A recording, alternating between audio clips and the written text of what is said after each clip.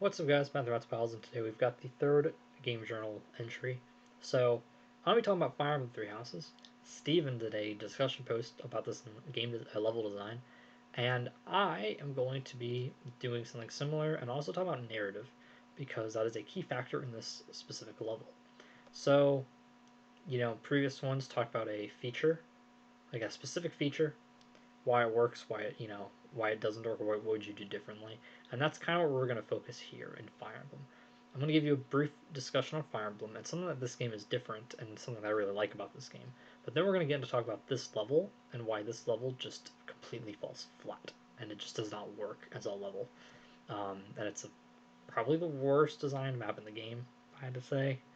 Um, I'm not a hardcore Fire Emblem player though, which is first of all, I'm past this in my Golden Deer run. I'm not close to it in any other runs. But I'm not a hardcore player. I play easy mode because I'm bad, and I want to just enjoy building my characters and stuff like that more than anything. Not that I don't mind a challenge, but I'm not particularly skilled at this type of game.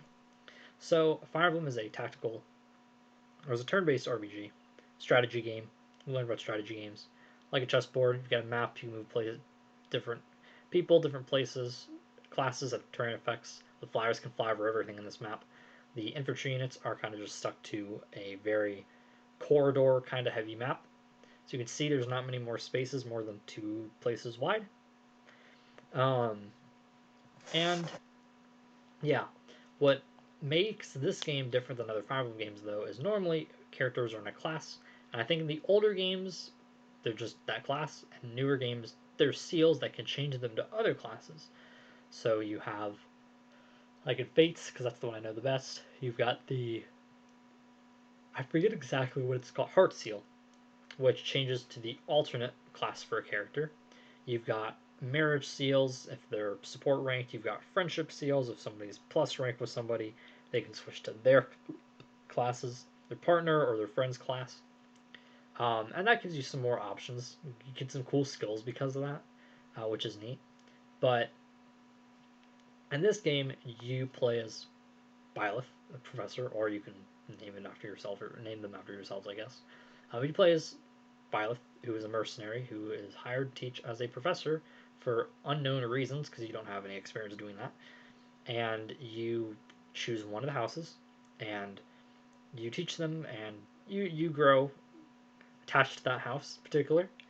Fear the deer. I got a golden deer shirt in the closet.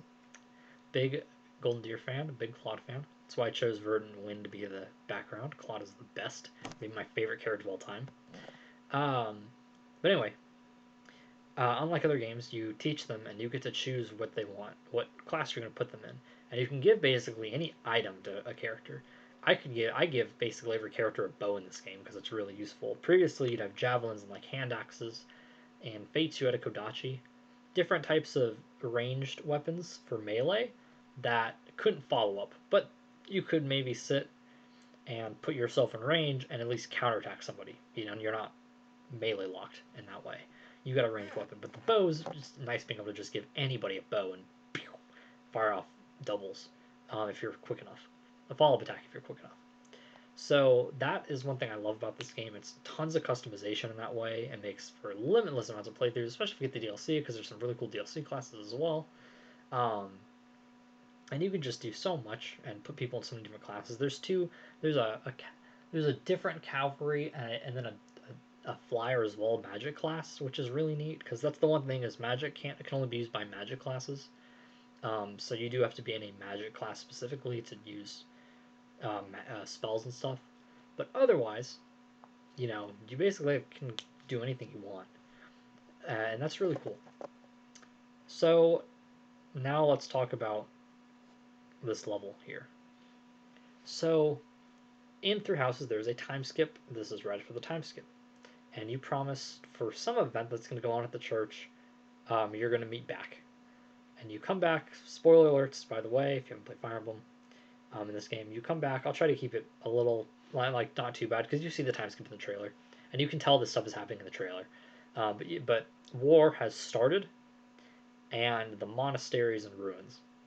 So you've got these bandits here, and Claude's right. He's just like, you know what? We need a good exercise. Let's go take out some bandits. Thanks, Claude. Love you too.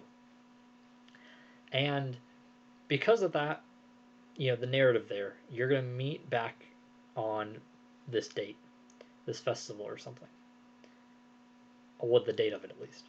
So all the students in your primary class that you chose, in this case Golden Deer, and this happens on all but the Black Eagles route, the main Black Eagles route, not the split path. The split path is like this, as is the Azure Moon. You come back and it's just your leader, in this case Claude. We'll just stick with that for now, it's easier. Just Claude.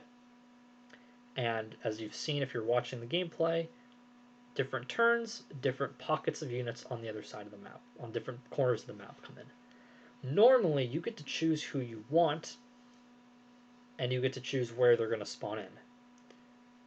Usually, sometimes there's maps where you're split, but other times they're not. It's just a cluster where it's not as big of a deal.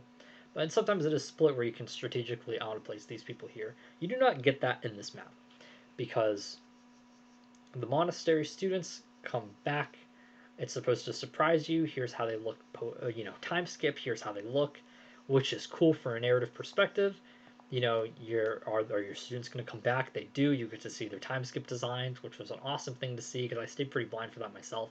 So it's really cool being able to see the time skip designs of everybody. In my case, I chose the Golden Deer, so there's more of an attachment to the Golden Deer compared to the other houses, even though like if we're tier listing the characters, very heavy carried by 4 of them and not heavy carried by other 4. Personally, I love all the characters though, but if we're ranking them, somebody has to be on the bottom, and it just so happens that most of the Golden Deer are probably in the half of the Golden Deer are in the bottom 10. The other half are in like the top 7 though. But for a narrative perspective, that's how it is. It's like that for that reason. But that takes away your ability to use any people you recruited from other houses and getting to choose where they started on the map, which means you could get, 2 characters. They do a somewhat decent job. Like they'll put in Raphael with Marion and Lysithea on the other corner of the map. This corner, if they haven't already. Yeah, that corner, if they haven't already. Raph is tanky. Marianne is resistance tanky. Though there's not I'm not sure there's a lot of mages on this map. And Lysithea is a glass cannon, so you've got protection both ways for Lysithea. So there's ways they've done it. Lawrence decently tanky, sniper in Ignatz. Hilda's got some bulk. Leonie's a pretty fast unit too. So they do a good job. Though in Azure Moon, I'm pretty sure in the bottom corner, it's Annette and Mercedes who are both healers, both magic units, who aren't very, who are a bit squishier, but they're close to the main group here, Byleth and Dimitri in that route. But yeah, so the narrative drives that. But on top of that, it's not just the narrative driving that decision, which is different from other Fire Emblem maps and makes it a bit less fun. There's another factor that comes into play.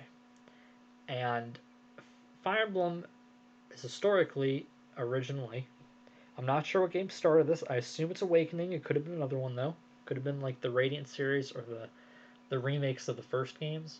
But it is a game where there is a character dies, they're dead. It is, you have to reset or you're going on without that character. And that's how it was. I don't think there was a set difficulty. I think it was just regular mode. I don't think there was an easy, hard, maddening. In newer games, they've added different difficulty levels, and they've added what you have. I'm not sure if Three Houses had this one, but at least Fates had Phoenix, Casual, and Classic. I think this is just Casual and Classic in this game, but I might be wrong. It'd be funny to play like maddening Phoenix if you're allowed. Anyway, Phoenix, your character is revived on the next turn. Casual, they revive at the end of the map, and Classic is Classic Fire Emblem. They're dead, they die for good. So, it feels like this game might not have been designed, at least this map, with the hardest mode in mind. Instead of making a map that is hard, and then making easier versions of it for the lower game modes, which would probably just work no matter what. The level design on the hardest mode making it easier probably wouldn't just make the level fall flat, it'd just make it easier. Maybe there's a way, but generally, because you're going easier, it's just going to be easier and it would work. But it feels like they designed this one with just easy mode in mind. Not didn't really account for classic and maddening, because with how these units are set up on some of the maps, if you go to Reddit, it talks about how people get soft locked where they just can't win, or they're forced to lose people because whatever units are around, just kill them because it's a lot of assassins who have high evasion and are fast, snipers who are good hit, probably not sure how quick they are, but they will hit you from a distance, and they're good against flyers. Flyers are really good on this map because they can travel long ranges, but they do are weak to bows.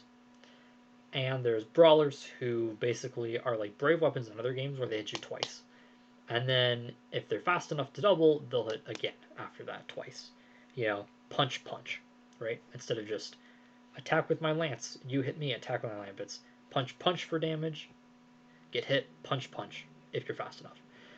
Though they're a bit weaker, but that's fine. That's give and take, right? But some people got soft locked, which if you're getting soft locked on a level because it's too difficult like that, or you just can't get through it, there is a playthrough. It's not on this tab thing, this incognito tab thing, but it was a video by Mecha, Fire Emblem YouTuber, about ways you can beat these maps with ease.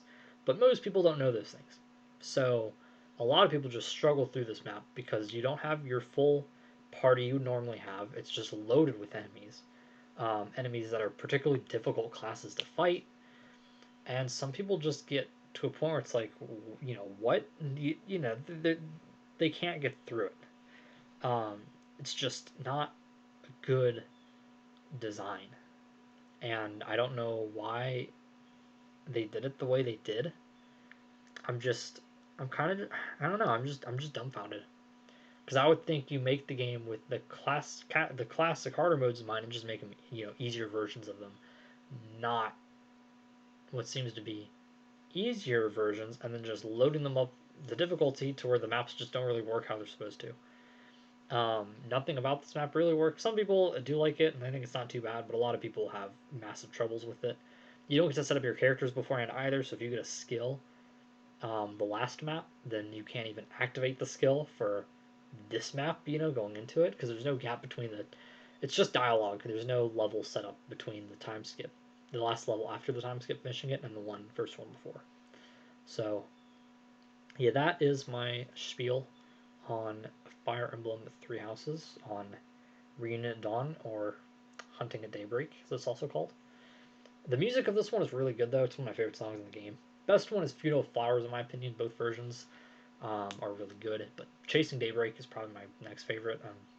It's a great song. Listen to it. I put this on mute. I don't want to ruin my audio talking, but yeah.